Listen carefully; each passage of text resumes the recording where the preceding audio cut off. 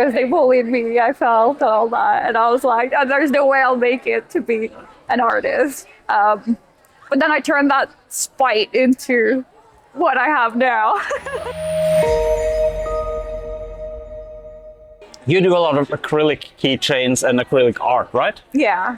But those are your own designs. All are my own designs, yeah. Okay, so you basically do 2D art with more steps. Like you don't only do prints, you do another step where you involve a factory or something. Yeah, I go to a manufacturer and I get it produced for them.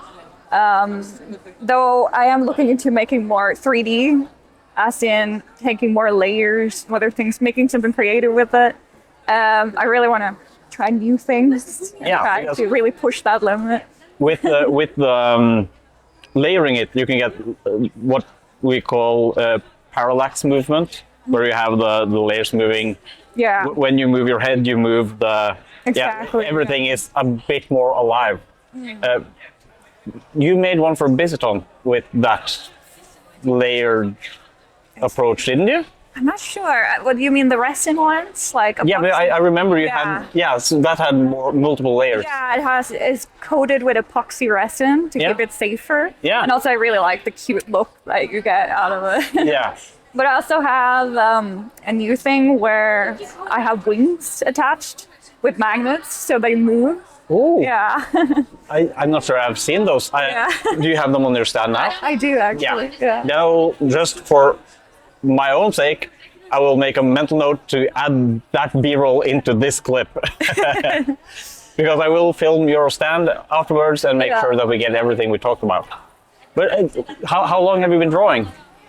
I mean, I think that's difficult to say, you know, before I can even remember, really. I started because my mom involved me in creative bit projects like finger painting as a kid and other things like that. Though I have a particular moment where I realized I wanted to be an artist, which is kind of a silly moment, but I had a girl that I looked up to and I wanted to hang out with her all the time, but I mean, older girls don't find a little kid very interesting.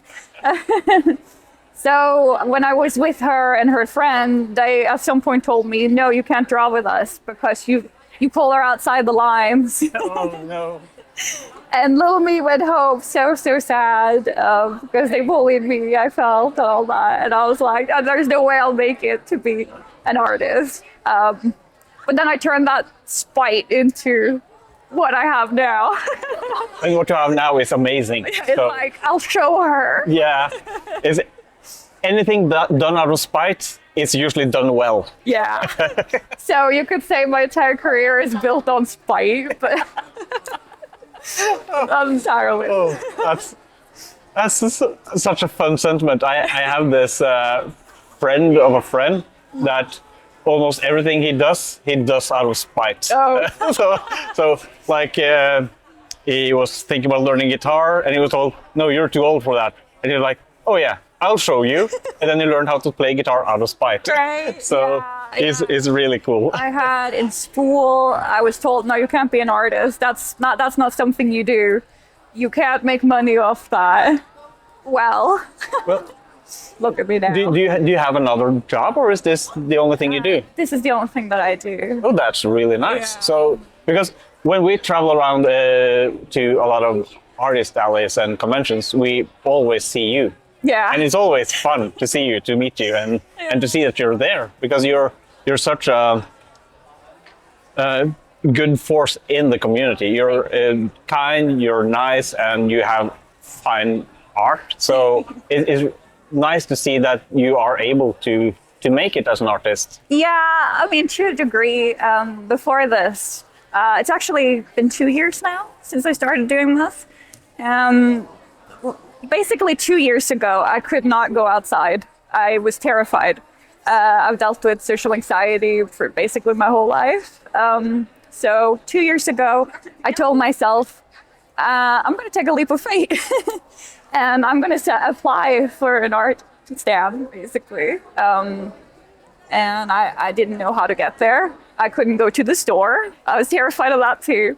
But things just put into place, and I traveled, and now that's what I do. Yeah. So, because that's such a giant leap and such a monumental thing for you to overcome, and Yeah.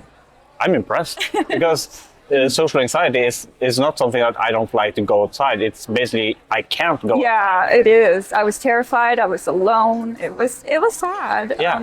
But it seems like here you have this huge family that follows you around. Yeah. And so that, It is a big deal to me to be told that, you know, your art is amazing. Just that alone makes me, I want to cry because like, thank you so much.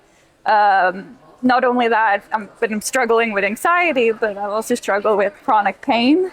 So I have trouble with my wrists. yeah. So I can't draw as much as I'd like to. And at a certain point, I thought I couldn't draw at all.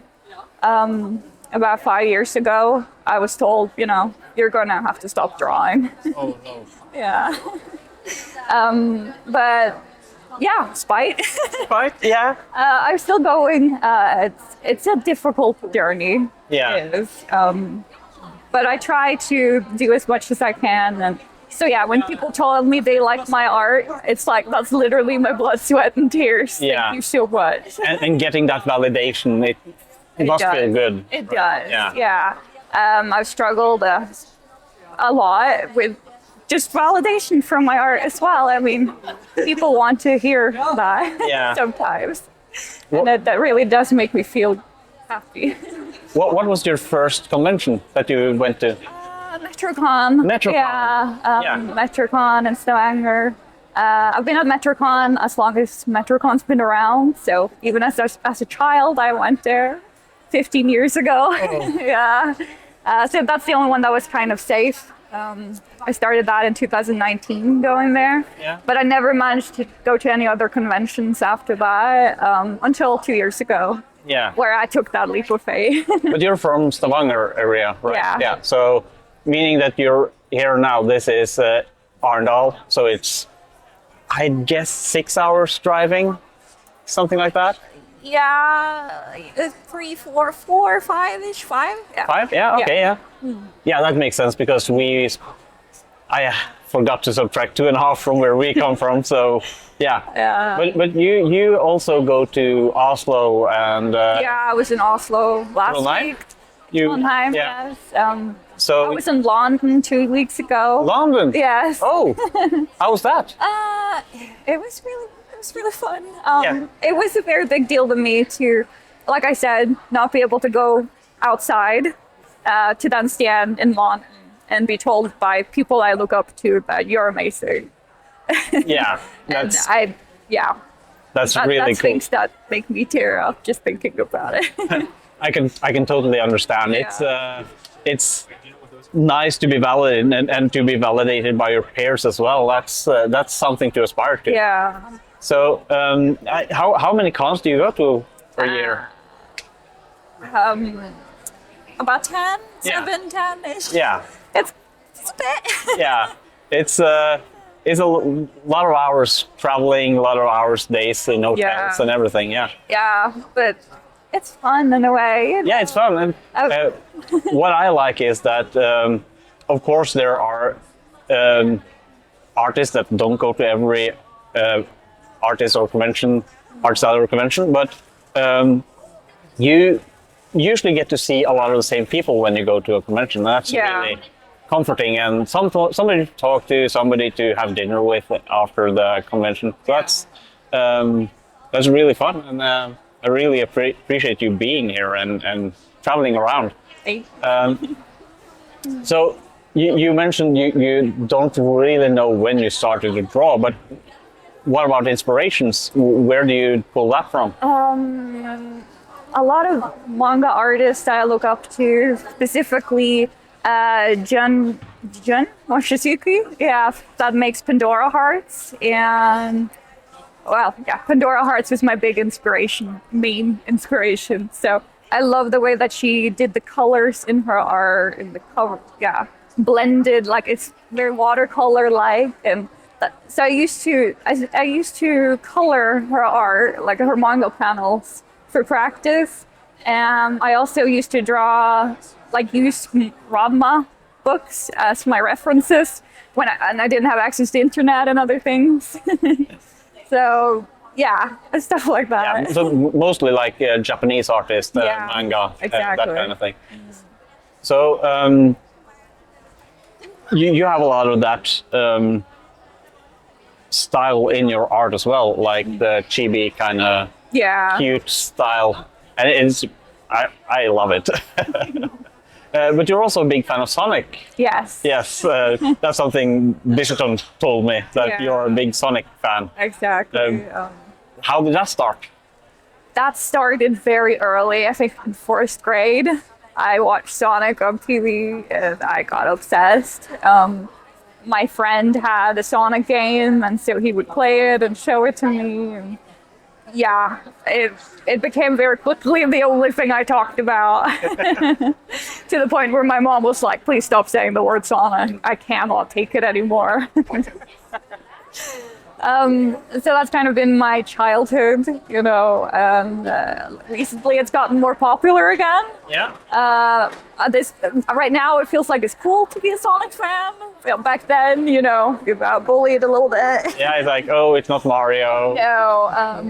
So I didn't think that I could incorporate Sonic into my work without it, I don't know, being jarring and standing out of place. And I was very surprised by how popular it got. Yeah, because you have some blind boxes with them as well, right? Yeah, exactly. Like the acrylic keychain. Yeah. They're really cute. But I would guess that the new movies would just like skyrocket the popularity of Yeah, Sonic, exactly. especially among the younger crowd. Absolutely. So it's nice to be able to make art and then also make something that the younger generation also like, because art, especially with the traditional art, you have it's difficult to appreciate art when you're small, right? So having more like let's call it fan art resonates better with the younger crowd. Yeah, I mean, I do make original characters as well, and they're very popular with kids. Yeah, because they look very cute. Yeah, exactly. The chibi look and I think they resonate with them as well. That's cool. How do you draw them? Is it digital or do you? It's digital. Everything's digital. So you draw on iPad or? Yeah, the iPad. Yeah. So the same as my girlfriend, she uses Procreate and draws a lot there. Yeah, I take my iPad to go cafe and I draw there. Yeah, that's a fairly usual way to do it. I talked to, I think it was Raptor Jules. She also used Procreate, and she started using it because it was so simple. Yeah. But throughout the years, it has become more and more complex. But it works because it has grown with her. Like she started when it was simple and learned everything, and then when something new came, she could learn that thing. And so you don't have to learn the whole complex package. It's kind of weird because Procreate is too hard for me. Oh no! It's because my hands are very unsteady. Yeah. So I have very shaky hands when I draw. So I use Clip Studio because that has like a stabilizer. Yeah, so that makes the line. Yeah. Yeah, so that helps me out a little bit because I have a little bit of twist in my hands. Yeah. But that's really great using, being able to use those kind of tools to help you make your art, because having an image in your brain and then not being able to draw it because of shaky hands must be frustrating. Oh, it is. Yeah. But that is a problem regardless, I think, for artists. It's not going to be what you have in your head. Yeah. I feel that myself when I 3D model something. Oh. And like, this is going to be awesome. And then you model it and well, it didn't quite work. Yeah. Kind of there, but not quite. That frustration has been with me since I was a child as well. I remember looking into how to draw books, how to draw dragons, for example. And I remember specifically that I cried because I couldn't do it as cool as it could in the book. And I was so frustrated. Why wouldn't it work? Yeah, I can see that. Yeah. Being frustrated because you don't feel that you're able to do what you want to do. That is, frustrating. It is. Sometimes I have a cool image in my head and it just doesn't work out. But I have learned that you can always try again. Yeah. You can keep trying until you get it right. Yeah. So it's a little frustrating, but it can work. Do you only go to conventions selling stuff, or do you sell on the internet? Or I'm planning to have an online store. Yeah. I've been asked Yeah. about an online store Yeah. a few times now, and I really need to put it together. do you also do commissions kind of based work, or is the Sometimes. I used to do a lot of commissions when I started out, but then it became more profitable for me to make merch that I wanted to my own and then sell that. But I do sometimes do commissions as well, just for the fun of it. But you also do cosplay. Yes. That's you have like the duality of cosplay, because sometimes you are the cute anime girl, like very nicely dressed up, and then suddenly you're this dark goth sister of what's it called? Sister of from Final Fantasy. Which one was that? Isn't that the? Or am I confusing you with somebody? Could be. Yeah, because I thought I saw you as one of the sisters from the Final Fantasy game, the Vampire Ladies. No, that's probably someone else. So it's just like you have this goth. But yeah. Yeah. I mean, I had fallen with blood all over Yeah. on one occasion. That's probably the one I Something remember. super cute at another time. Yeah. I feel like my stam is a little misleading because I wear a lot of goth. Yeah. And then everything's super cute. Very purple, very pink, very cute, very chibi. I guess my art kind of more reflects what I feel on the inside. Yeah. And, while I do like dressing this way and being this way, I mean, I like pretty colorful, beautiful things as well. Like I said, I have struggled with anxiety for most of my life, and going outside was difficult. So every interaction I have at a con gives me life, makes me happy, because I've been so lonely. Yeah, well, that's nice to hear. And I talked about all this for a lot of the guests that's been on here. Is that the cosplay environment, the conventions in Norway at least, is very welcoming to everybody, and it doesn't matter if you have any ailments or any mental issues. You're part of the flock, and everybody looks after you. And it's great to hear that you are feeling welcome and you're thriving here, because it seems like you're thriving at least. Yeah. It has given me confidence, it's given me happiness. I feel part of something, which makes me really happy. And I want to do everything I can to make others feel the same way that I do. As I said, you're a good bean. So it's always nice to have people like you in this environment, because you're part of the family that helps people feel welcome. Yeah. And you're also inspiration that this family can help you as well. So you're both a benefactor and a giver in this family. It has helped me a lot. 2 years ago, I believe, I asked MetroCon to join them and draw for them. And only a few months before that, I wasn't able to do anything. I didn't feel like I could live anymore. And I went from that. And a few months later, I was on stage for MetroCon, and people were cheering Eleerra over and over. And I went home and I cried happy tears into my pillow. And that really changed everything. Oh, that's so nice to hear. And I talked to MetroCon over Connie, and being able to give you that opportunity is super nice. Absolutely. And you've drawn a lot of their profile. Yeah, things, right? Yeah. I draw their posters every year. Yeah. this year's Cyberpunk, so I'm excited. Oh, that's going to be cool. It is.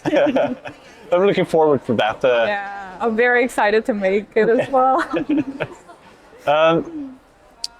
Before we wrap up, I want to ask you,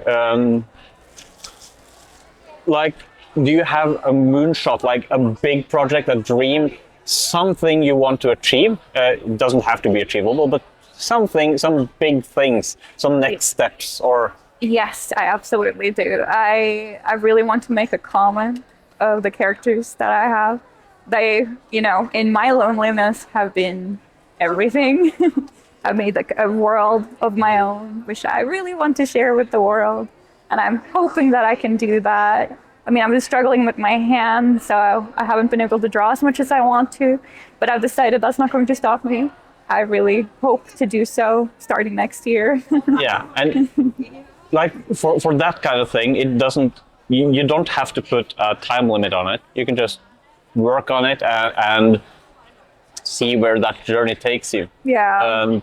Talking to Victor, seeing the world that he made, that he has spent 20 years making. Yeah. Because like, it's his story, it's his experience, and for you, this is your experience, this is your world, this is your story to tell, and telling it right is important, and not rushing it is also then important. But I really hope you manage to make a comic, because I assume it will be as cute as your art is. Well, actually, I do horror as well. You do? I do horror as well. So it's very hidden, but I have like the occasional horror pictures that make people scream.